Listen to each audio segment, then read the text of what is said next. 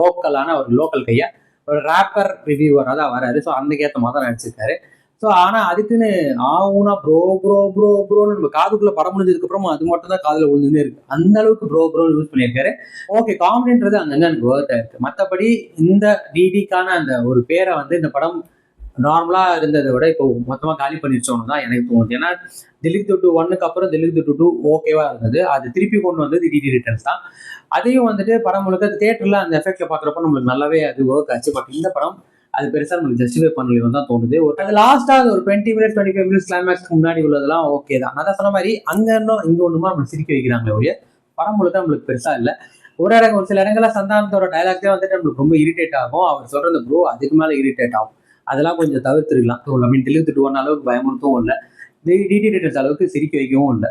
So இது ஒரு நடுவில் ஏதோ ஒரு இடத்துல ஸ்டக் ஆகி அவங்க படத்தை அவங்களே ஸ்கூப் பண்ண மாதிரி ஆயிடுச்சு. மேபி குழந்தைங்களுக்கு பிடிக்கலாம், அதுவுமே படம் முழுக்க சிரிப்பாங்களா பயப்படுவாங்களா இல்லை, அங்கே ஒன்று இங்கே ஒன்றுமா தான். ஸோ ஓவராலா எனக்கு டிடி ரிட்டர்ன்ஸ் எந்த அளவுக்கு இன்ட்ரெஸ்டிங்கா மஜாவா இருந்ததுன்னு பார்த்தீங்கன்னா 100க்கு நான் ஒரு 55 கொடுப்பேன். 10க்கு ஒரு 5.5 தான். அதுக்கு மேல பெருசா இன்ட்ரெஸ்டிங்கா டிடி ரிட்டர்ன்ஸ் இல்லை.